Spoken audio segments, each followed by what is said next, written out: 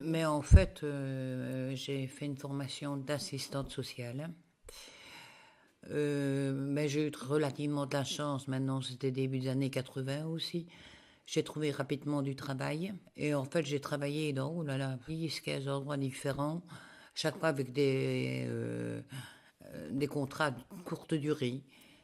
Mais l'avantage m'a permis quand même de toucher à l'époque différents milieux. Le milieu de l'enfance, le milieu de l'handicap, le milieu de la formation. En fait, j'ai touché différents milieux.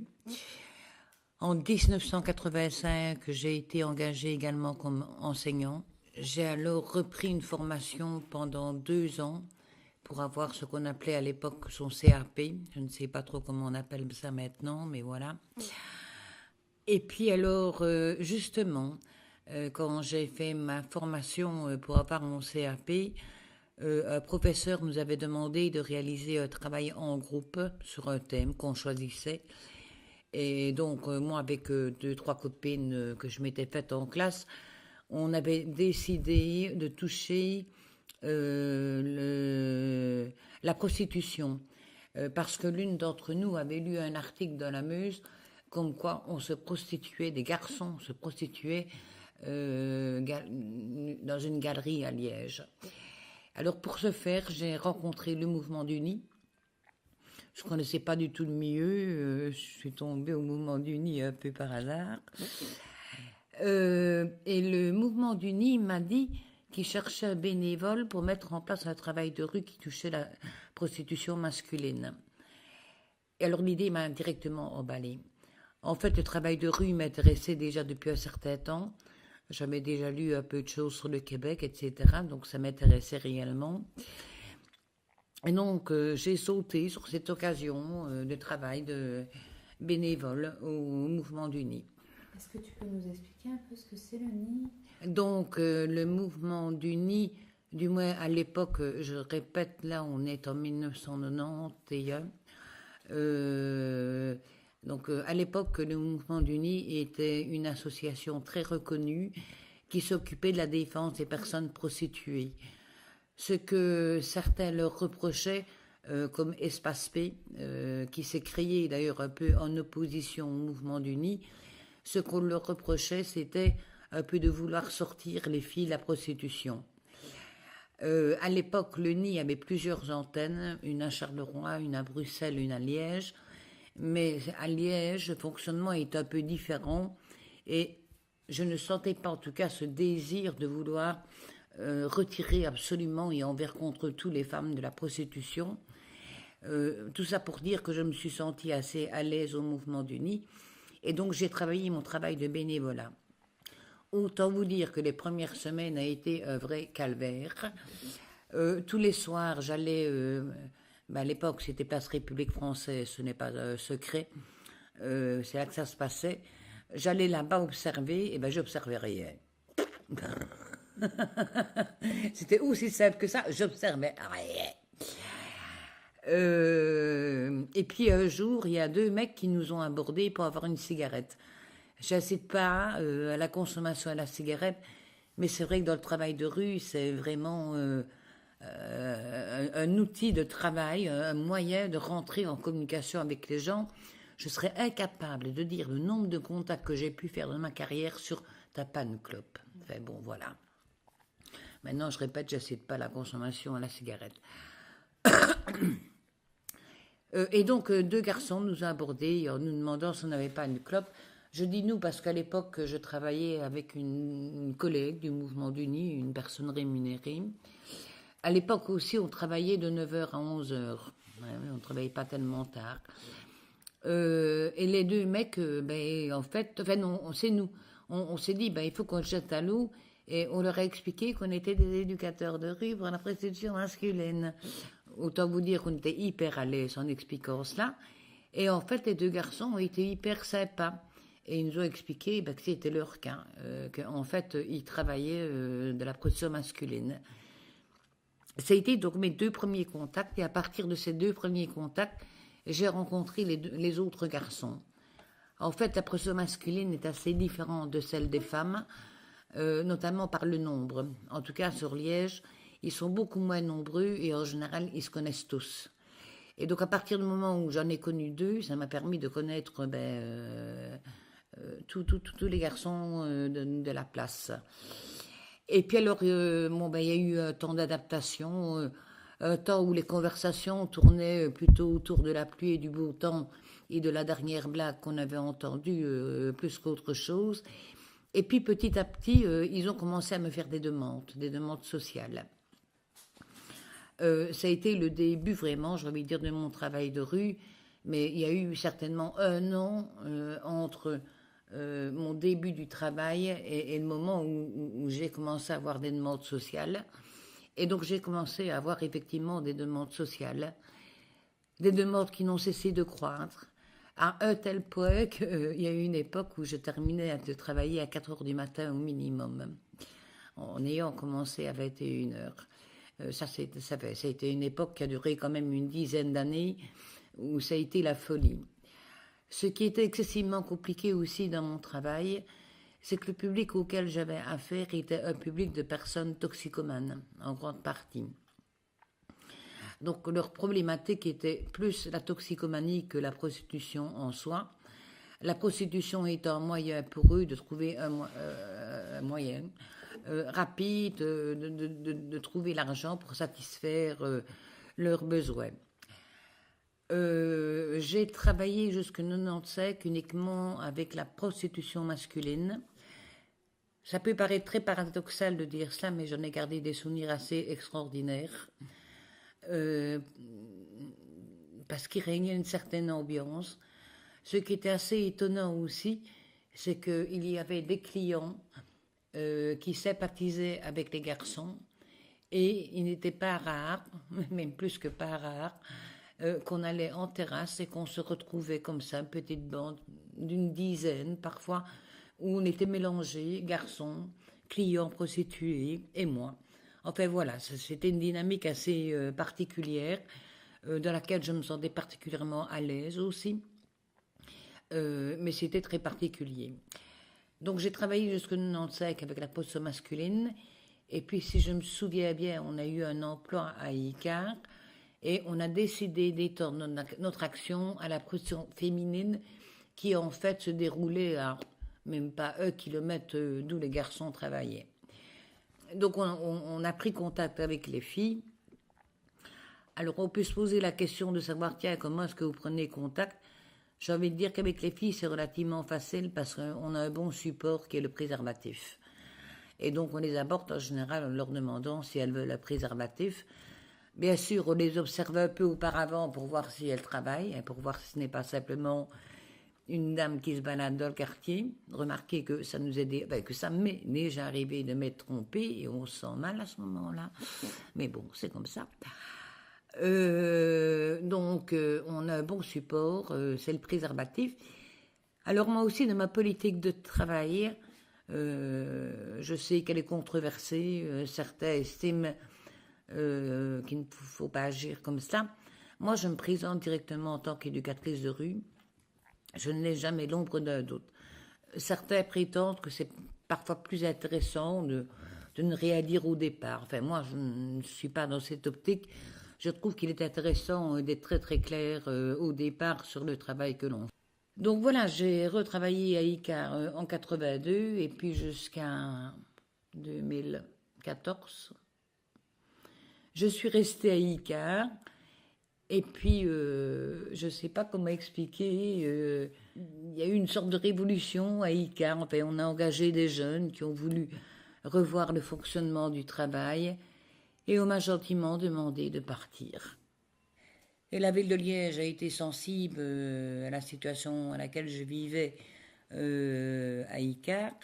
Alors ils m'ont engagé, et je les remercie d'ailleurs, ils m'ont engagé dans un service qui s'appelle l'Observatoire des drogues. Et ils m'ont permis de continuer le travail que je faisais à Icare. Donc de continuer à faire 2 nuits par semaine, à faire des suivis, de faire des accompagnements. Donc, ils m'ont permis de continuer ce travail.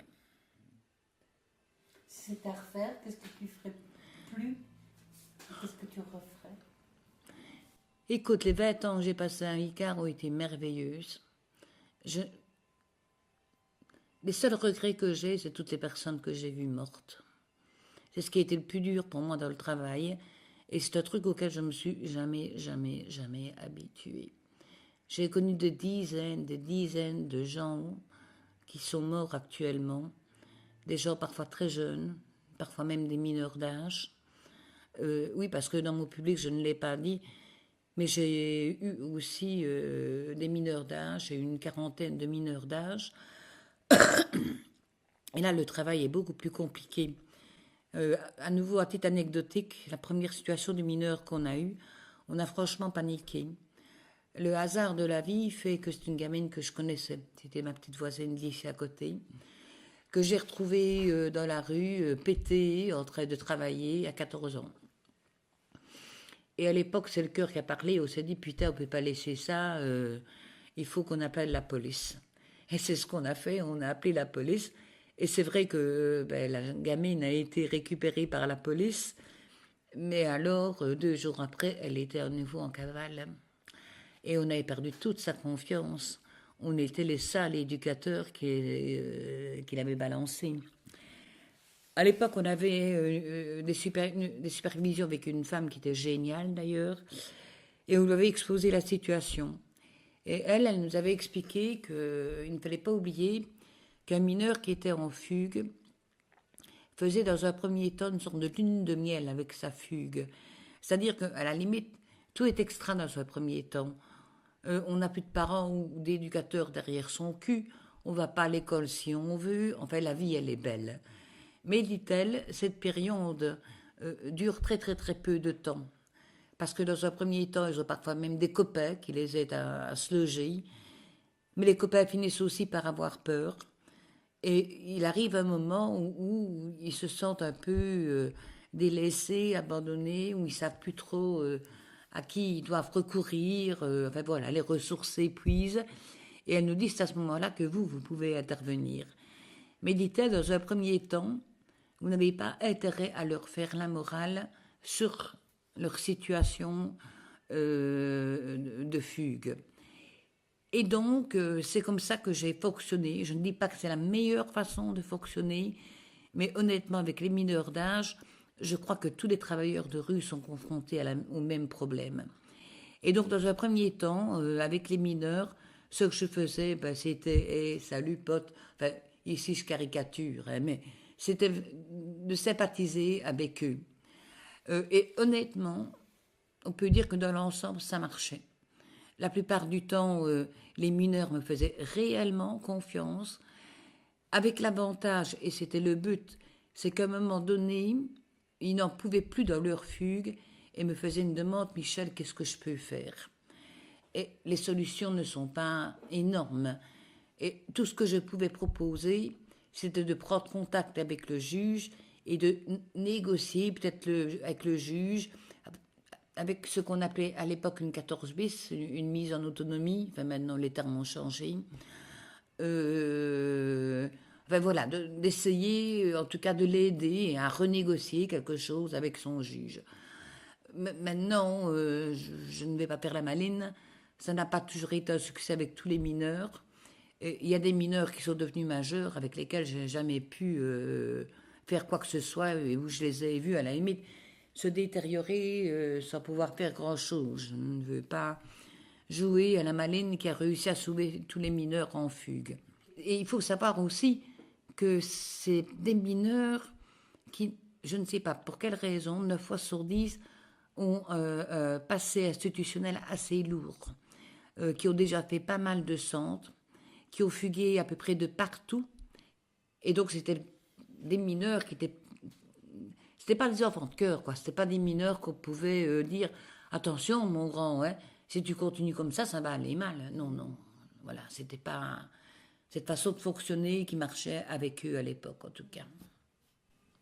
Et toi, tu as réussi à être une adulte en qui ils ont eu confiance, parce qu'il y a quand même un rapport, j'imagine, au monde adulte pour ces mineurs. Je pense que c'était le seul avantage de la relation que je mettais en place. J'étais une des rares adultes avec qui ils avaient un contact, en dehors de leurs clients. Alors, ce que je voulais encore dire, une chose qui m'a toujours étonnée dans le travail que j'ai fait, c'est la reconnaissance que j'ai de la part de mon public. C'est inimaginable, c'est presque indescriptible cette reconnaissance. Et je pense que c'est cette reconnaissance notamment qui m'a permis de tenir autant d'années dans mon travail. Parce que si je dois parler en termes de réussite, je n'ai pas de chiffres. C'est impossible de donner des chiffres. Il y a des gens qui disparaissent, on ne sait pas trop ce qu'ils deviennent.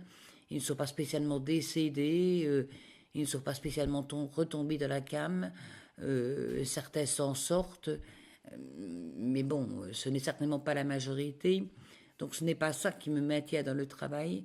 C'est vraiment cette reconnaissance qu'ils ont à mon égard. Une reconnaissance qui parfois me met mal à l'aise, parce qu'à la limite, il me met presque sur un piédestal, alors que finalement, je n'ai pas fait grand-chose. Je n'ai fait que les écouter, de faire une petite démarche, mais voilà, je n'ai pas fait grand-chose. Autre chose que je n'ai pas dit et qui me paraît aussi important, c'est que moi j'estime que pour être un bon travailleur de rue, il faut pouvoir mettre en place un réseau de collaborateurs. Et c'est une mission que je me suis mise, j'ai envie de dire, dès le départ de mon travail. Et dans ce cadre-là, j'ai maintenu des contacts privilégiés avec certains services, notamment le CPS, l'abri de nuit, parfois certaines administrations comme la mutuelle. Et le fait d'avoir eu ces contacts privilégiés me permettait aussi parfois de faciliter grandement mon travail. Un bête exemple, bien que maintenant ce n'est plus le cas parce qu'ils ont complètement redressé la vis, mais ça a été le cas pendant pratiquement 20 ans. Au CPS, en principe, on a d'abord un rendez-vous, généralement le matin, tout ce qu'il faut à mon public, qui, je suppose, vous l'avez compris, vit à l'inverse. Ils rentrent à 5-6 heures du matin, donc ils dorment le jour et ils vivent la nuit. Donc au CPS, il faut prendre un premier rendez-vous le matin, et puis on est seulement reçu par un assistant social. Ben, moi, j'arrivais à éviter ce premier rendez-vous. On me le donnait par téléphone. Et donc le fait aussi que les démarches que je faisais étaient plus rapides qu'avec un autre assistant social me donnait un aura vraiment exagéré, quoi. Je n'ai vraiment pas la prétention d'être comme eux ont pu me percevoir pour un certain nombre de personnes en tout cas. Donc cette reconnaissance est vraiment quelque chose de très fort et qui m'a très fort soutenu pendant tout mon travail, pendant les 20 ans de travail. Comment tu as fait pour construire ce réseau dont tu dis que c'est super important finalement? Mais en fait, ça, c'est pas très compliqué dans la manière de la construction. Il faut prendre contact avec les gens et aller dans leur service, les rencontrer là où ils se trouvent, discuter avec eux. Voilà, il n'y a pas de miracle, quoi. Il n'y a que comme ça que des contacts privilégiés puissent se mettre en place. Il faut que les gens puissent se visualiser, qu'on puisse discuter ensemble. Et c'est ce que j'ai fait pendant des années. Et j'entretenais ces résultats. Si je n'avais pas de contact avec le CPS pendant un mois, ce qui était rare, mais ça pouvait arriver, je leur téléphonais. Simplement pour dire bonjour, pour avoir des nouvelles. Ben voilà, je maintenais le contact ainsi en téléphonant et en rencontrant régulièrement toute une série d'associations. Tu nous parlais du travail avec la police aussi, enfin, tu as vaguement parlé de la police tout à l'heure. Oui. Et je me demande un peu quelle posture, comment travailler avec la police quand on est... Ah, la police, ça aussi, c'est tout un programme. C'est-à-dire qu'au début que j'ai travaillé comme éducatrice de rue, ça a été un petit enfer pour moi, la police. Parce qu'ils ne connaissaient pas les travailleurs de rue. Donc ils ne m'identifiaient pas en tant que travailleuse de rue. Et donc j'ai eu le bonheur d'être contrôlée quelques fois, et parfois de manière hard. Je me rappelle d'une fois où ils ont bouclé la rue, donc à chaque extrémité, il y avait des flics, tu ne savais plus entrer et sortir. Donc j'ai été prise dans la rafle. Ils m'ont demandé notamment d'ouvrir mon sac, de montrer mon portefeuille, de dire le nombre de billets que j'avais. J'ai eu des remarques parce que j'avais des préservatifs avec moi en me disant Mademoiselle, c'est pas ici que vous devez travailler, c'est là plus loin. Enfin, elle me prenait pour une pute. Enfin bon, voilà, j'ai eu des contrôles assez hard. Et donc, comme malgré tout, je travaille pour la ville de Liège, j'ai interpellé la ville et on a fait des réunions avec la police où j'ai expliqué mon travail parce que pour eux, un éducateur de rue, c'était quelqu'un qui se baladait dans la rue, qui discutait gentiment avec les toxicomanes, qui protégeait les gens en cavale et les fugueurs. Enfin voilà, ils ne savaient pas du tout en quoi consistait le travail. Donc je leur ai expliqué et petit à petit, ça ne s'est pas fait du jour au lendemain, loin de là, la relation s'est améliorée. Et je dois avouer maintenant que depuis plusieurs années, je ne suis plus contrôlée. Ils me voient faire des échanges, discuter. Parfois, ils m'abordent en me disant vous ne voulez pas un peu discuter un peu plus loin ou ne soyez pas en groupe. Enfin voilà. Je ne dis pas qu'ils ne m'abordent pas, mais en tout cas, je ne vis plus des contrôles hard comme j'ai vécu début des années 90 quand j'ai commencé à travailler. Donc je pense qu'il y a eu tout doucement une connaissance progressive de la police du travail que faisaient les éducateurs de rue. Et en ce qui me concerne, j'ai envie de dire que maintenant, ils me foutent la paix. Et moi, je voudrais profiter aussi de toute cette longue expérience que tu as en tant que travailleuse sociale de rue aussi, pour te demander finalement quels sont les grands changements dans le travail qui rendent plus facile ou moins facile le travail, dans le travail social en général, Mais en dans fait, le travail de rue. c'est difficile pour moi de parler des autres institutions. Par rapport à la mienne, il y a eu des changements, comme j'ai un peu expliqué tantôt, liés aux produits que les toxicomanes consommaient. Et puis, il y a, mais ça c'est inévitable, et je crois que c'est lié à toute institution, il y a des changements liés à la politique citadine que met en place la ville. Par exemple, en ce qui concerne la prostitution à Liège, je pense que d'ici 2 ans maximum, les filles ne pourront plus travailler où elles travaillent parce qu'il y a un énorme projet qui consiste à faire un parking souterrain et je serai maintenant un endroit où il n'y aurait plus de voitures, ce serait piétonnier. Et dans un premier temps, même quand ils feront les travaux, les filles vont avoir des difficultés à travailler parce que certaines rues seront fermées, donc les clients ne sauront plus tourner. Donc elles vont être vraiment très très emmerdées. Moi, depuis 1995, je me bats pour mettre en place ce que j'appelle une zone P. Je n'invente rien, ça existe notamment aux Pays-Bas. Ce serait une zone où les filles auraient l'autorisation de travailler à certaines périodes de la journée, sans aucun problème avec la police, avec qui que ce soit. Et donc, comme je travaille maintenant dans un service directement à la ville de Liège, j'en ai profité pour relancer le projet et mon responsable a mis en place un groupe de travail avec la police, avec des représentants de la magistrature, avec Espace P, avec ICAR. Et on n'a pas eu 50 réunions. Mais ce qui est certain, c'est que tout le monde trouve que c'est une bonne idée, y compris la magistrature et la police. Donc tout le monde trouve que c'est une bonne idée. Juste avant que je ne tombe malade, on m'avait demandé de passer un questionnaire auprès des filles pour voir leur intérêt par rapport à ce projet. Ben, j'ai fait un questionnaire et puis voilà, je n'ai pas pu continuer parce que je suis tombée malade. Voilà.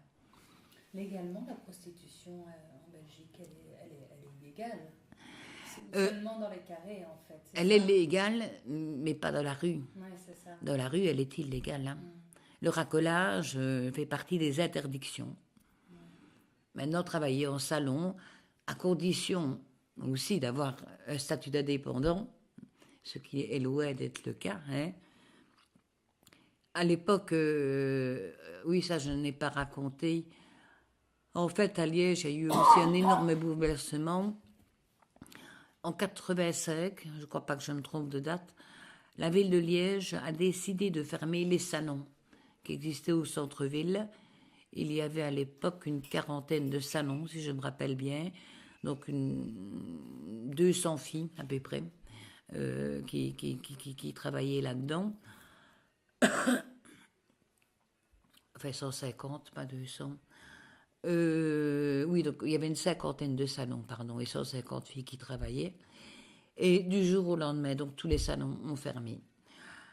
Le prétexte que la ville a donné, c'était qu'en éliminant les salons, on allait supprimer la prostitution de rue. C'était une vaste blague. Ça n'a rien supprimé du tout, du tout, du tout. Par contre, les 2 rues, c'est devenu un désoloir épouvantable. Les maisons ont été rachetées, mais apparemment, il n'y a pas de travaux qui s'effectuent. Que du contraire, les maisons sont squattées par les toxicomanes. Donc j'ai envie de dire que le lieu est devenu encore plus dangereux qu'auparavant. Honnêtement, à part les éducateurs de rue, il y a peu de gens qui empruntent ces rues-là la nuit, parce que c'est sombre, parce que c'est lugubre, parce que dans les coins, tu trouves des toxicomanes en train de shooter, enfin bon, voilà. Et donc rien ne s'est fait depuis la fermeture des salons, voilà. Est-ce que toi, tu as, à travers ton métier, tu as été vraiment dans l'aide individuelle et ça s'est, entre guillemets, arrêté là, ou est-ce qu'il y a quelque chose de plus militant au niveau du droit des travailleurs? Je t'entendais parler tout à l'heure du fait que tu avais pris une posture où tu n'estimais pas que tu avais à sortir les filles ou les garçons de la rue. La prostitution, c'était voilà, ou quoi, enfin, je ne sais pas si je suis très claire. Non, en fait, ça je n'en ai pas parlé, mais en fait, il y a eu une époque où j'ai quand même pas mal milité à l'égard des droits des filles. C'est à l'époque où on a fermé les salons. Il faut savoir qu'à l'époque, pendant 2 ans, on a eu des réunions pratiquement mensuelles avec la ville de Liège, avec le parquet, la police, enfin, etc. C'était des réunions très longues et très lourdes, où à l'époque, on voulait mettre en place un Eurocenter. Cet Eurocenter, je pense, revendiquait des droits aux filles, des droits à la sécurité, à travailler dans des conditions de travail saines, à travailler pour des prix non abusifs, tout à fait démocratiques. Donc voilà, je me suis battue pendant plus de 2 ans pour mettre en place ce foutu Eurocenter, qui est toujours dans les papiers du bourgmestre. Ils s'en souviennent une fois de temps en temps, mais je pense qu'il ne se mettra jamais en place. Sur Seray, oui. On a le bourgmestre Matteau à Seray, qui est très réputé, qui, lui, apparemment, va mettre en place un Eurocenter, et je pense que celui de Seray se mettra bien sûr beaucoup plus vite en place que celui de Liège. Et ça se construit avec les filles, avec les garçons, Mais, ou c'est plus au niveau associatif? À l'époque, dans les réunions, on avait associé les filles, mais c'est très, très difficile de mobiliser les travailleuses du sexe. Donc on n'a jamais eu beaucoup de filles qui participaient aux réunions, mais on en a eu. Donc on essayait quand même de tenir compte de leur avis. On leur avait montré le projet, on leur avait fait lire, etc. Donc je répète, on a essayé un maximum de les faire participer, mais, et je pense qu'à Bruxelles, le problème est le même, c'est très très difficile de mobiliser les personnes prostituées. Maintenant, par rapport à la prostitution de rue, ma philosophie est un peu différente. Je vois très mal les prostituées de rue travailler avec un statut. Pas, tout simplement parce que, en tout cas, sur Liège, je ne dis pas que c'est la même chose sur Charleroi ou sur Bruxelles. Chaque ville est différente et ne présente pas toujours le même public. Mais à Liège, 80% des personnes qui travaillent le font parce qu'elles sont toxicomanes. Elles ne le font pas parce qu'elles aiment la prostitution, elles le font parce qu'elles sont obligées. Et elles le disent elles-mêmes, il n'y aurait plus la toxicomanie, elles n'iraient plus travailler. Donc là, c'est très difficile de militer pour eux.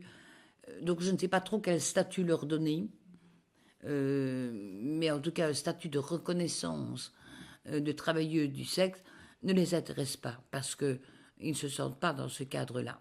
Ouais, ils sont moins dans quelque chose de choisi, quoi. Ouais. Ok. Chouette. Conclusion, l'essentiel. Oui. Ben, pour toi, on voulait te demander en fait, qu'est-ce qui est essentiel pour toi dans le travail de rue par rapport à un public Mais je crois que j'ai envie de le dire, hein, c'est simplement la reconnaissance que j'ai de mon public qui me paraît vraiment une chose essentielle dans le travail de rue. Être reconnu en tant que travailleur par son public. Oui, parce qu'il ne faut pas croire, même si j'ai une relation excessivement proche d'eux, à la limite, pour certains, je suis une maman, quoi. Mais ils savent aussi, avant tout, que je suis assistante sociale. Quoi. Voilà, j'ai toujours essayé quand même de mettre, pas une barrière, mais quand même d'être claire dans mon rôle, qu'il n'y ait pas de confusion. Je ne suis pas leur deuxième maman, je ne suis pas leur amie, mais je suis excessivement proche d'eux. Ça, c'est vrai. Voilà. Et est-ce que tu aimerais, en conclusion, dire un petit mot, une petite phrase, quelque chose que tu aimerais partager avec d'autres? J'ai envie de dire que c'est un travail, mais à une condition qui est primordiale pour moi et dont on n'a pas parlé. Primordiale et dont bénéficie en général une ASBL, c'est la liberté de travail que doit avoir un travailleur de rue. Si le travailleur de rue travaille pour un CPS et qu'il a des ordres venant des administrateurs ou des gens du conseil, des conseillers communaux, non, ça va pas. Le travail est faussé au départ. Donc, il faut que le travailleur puisse avoir une liberté énorme dans son travail. Et cette liberté, je crois qu'on l'a surtout dans les ASBL et les services qui sont liés, je répète, au service social communal. Je ne suis pas toujours trop d'accord avec la façon dont ça fonctionne.